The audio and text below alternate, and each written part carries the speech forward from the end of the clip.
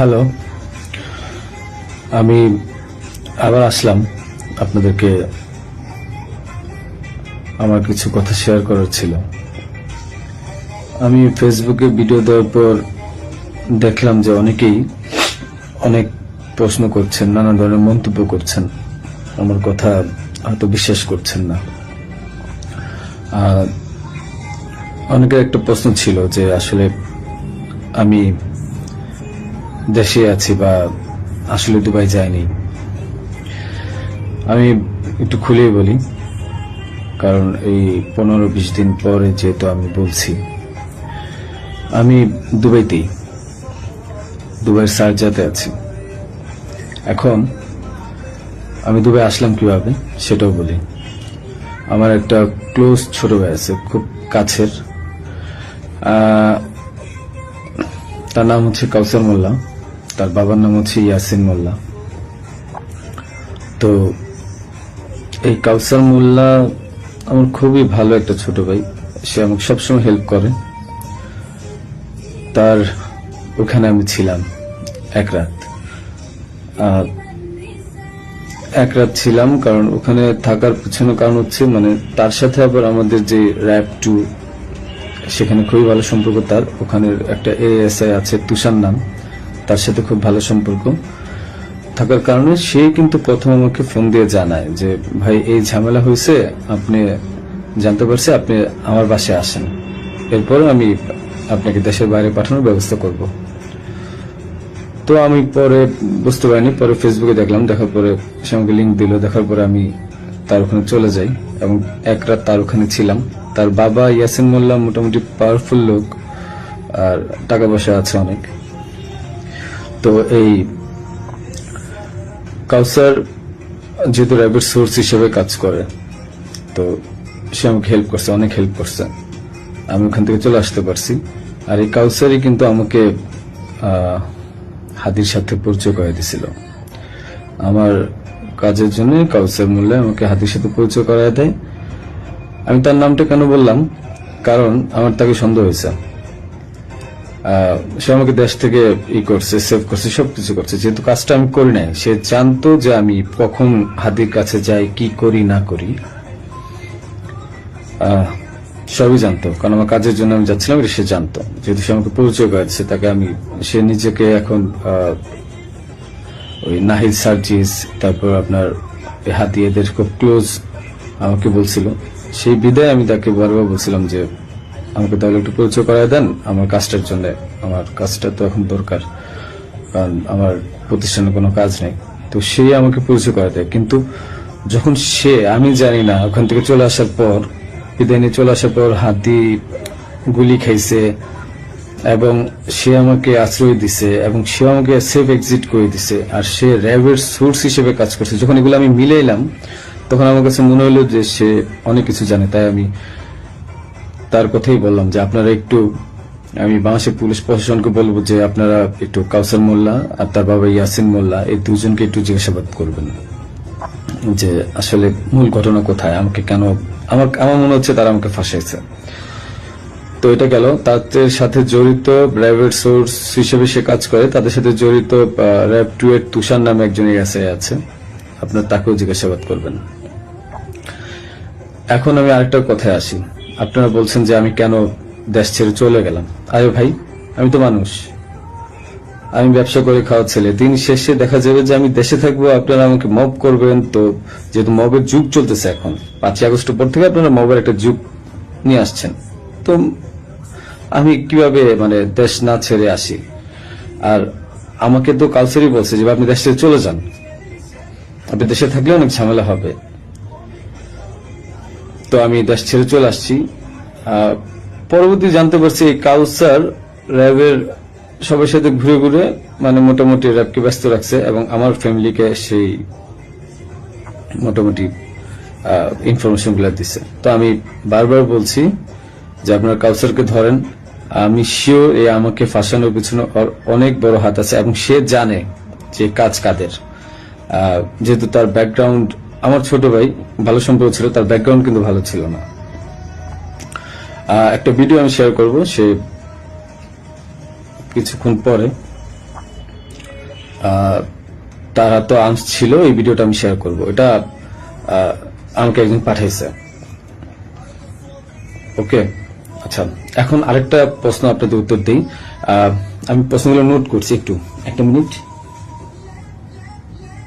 আচ্ছা, আমার ব্যাংকের যে ট্রানজেকশন, হ্যাঁ, আমার ব্যাংকের যে ট্রানজেকশন, আমি বলি, আমি সরকারি কাজ যেহেতু করি, আমার ব্যাংকের ট্রানজেকশন প্রতি বছর যে টার্ন ওভার, এই প্রতিটা টার্ন ওভারের ভ্যাট ট্যাক্স দেওয়া, আমি প্রুফ দেখাই আপনাদেরকে।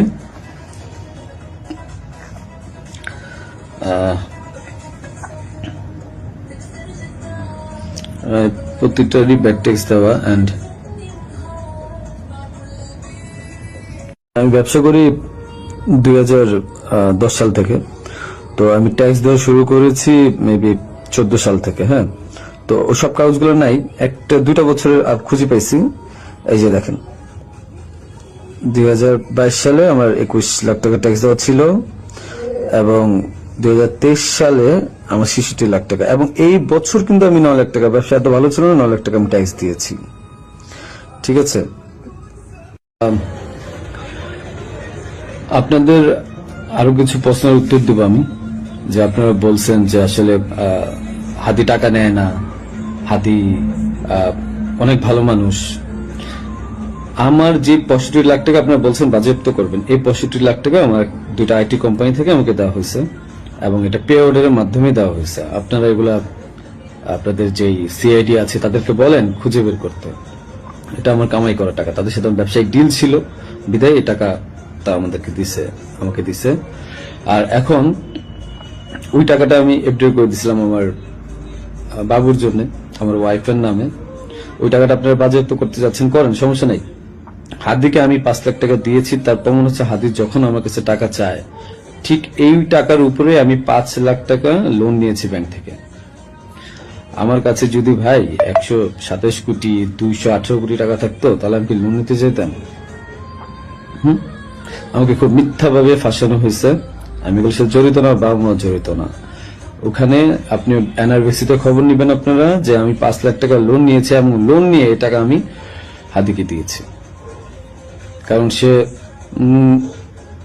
আমাকে বলছিল যে ইসের ছাড়া, মানে অ্যাডভান্স ছাড়া সে কাজ করতে পারবে না। আরেকটা কথা, আপনারা বলতেছেন যে জাবের এত ভালো মানুষ, খুব ভালো মানুষ, মহৎ মানুষ, তারা টাকা নেয় না। জাবেরকে জিজ্ঞাসা করবেন, জাবেরকে ধরে এনে জিজ্ঞাসা করবেন যে এই গেঞ্জি বানায় দেওয়ার জন্য, 250 গেঞ্জি বানানোর জন্য কাকে বারবার ফোন দিছে, কার কাছে বারবার টাকা চাইছে। আমি ফয়সাল, আমার কাছে বারবার টাকা চাইছে ওরা। আর তাদেরকে, জাবেরকে আমি প্রথম 10,000 না 5,000 টাকা দিছি, সে বলছে ভাই হাদিয়া দিছে, যে নেন ফয়সাল ভাই। এত সৎ লোক আপনারা। আমাকে যে মিথ্যায় ফাঁসাচ্ছেন, আমি গেছি ভাই কাজের জন্য, বানায় দিচ্ছেন খুনি।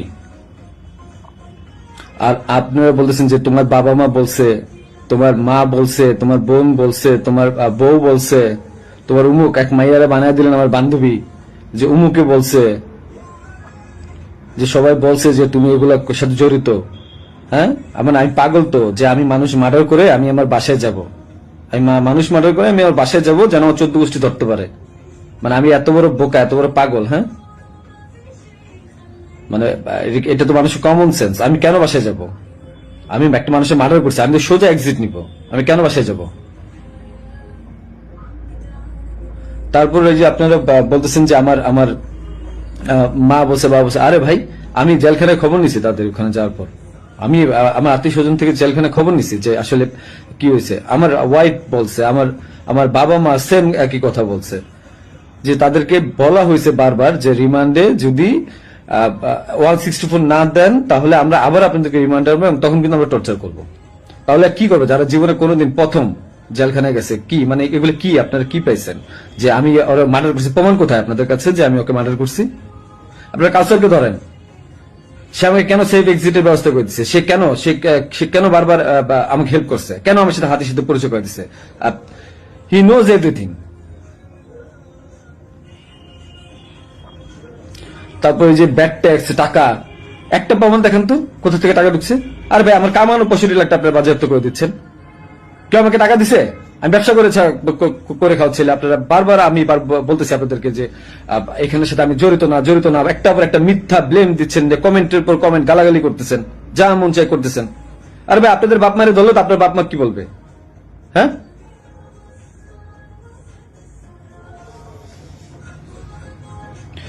যে আপনাকে জিজ্ঞাসা করেন যে গেঞ্জি কার কাছ থেকে বাঁধিয়েছে, পতাকা কার কাছ থেকে বাঁধিয়েছে, জিজ্ঞাসা করেন।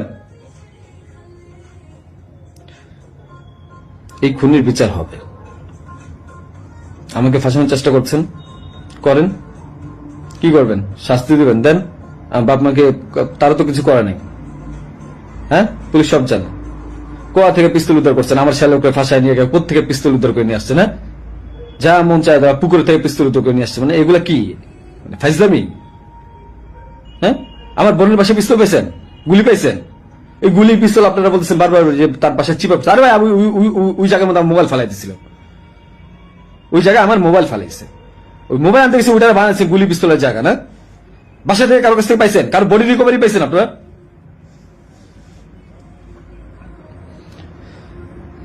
আপনি এদেরকে ধরেন, অনেক কিছু জানতে পারবেন। হাদির সাথে লাস্ট আমার একবার কথা হয়েছিল যে একটা বিষয় নিয়ে, যে ও মানে যখন যে সাদিক কামরুল মেবি জামাতে ও খুব আপসেট ছিল, যেহেতু ও জামাতের প্রোডাক্ট। আমাকে বারবার বলতেছিল যে ভাই আমার খুব মনে হয় কষ্ট হয়ে যাবে। আমি ওরা বলছিলাম ফাইজলাম করে যে মির্জা আব্বাস ভাই তো খুবই ভালো মানুষ, ওনার কাছে যান, উনি আসলেই ভালো মানুষ, ভাই তো ভালো মানুষ। হাদি নিজেও বলছে যে মির্জা আব্বাস ভাইয়ের কাছে যান, উনি ভালো মানুষ, ওনার কাছ থেকে আপনি যে 2-4 কোটি টাকা নিয়ে আপনি নির্বাচনটা বাদ দিয়ে দেন। এটা আমি একবার ফাইজলাম করতেই বলছি। তো বলছে ভালো তো, ভাই যদি টাকা দেয় তাহলে তার নির্বাচন করা লাগবে না। তো হাদির মুখে শোনা মির্জা আব্বাস ভালো লোক মানুষ, মির্জা আব্বাসের মতো লোক এই কাজ করতে পারে না। যারা করতে পারে তাদেরকে জিজ্ঞাসা করেন।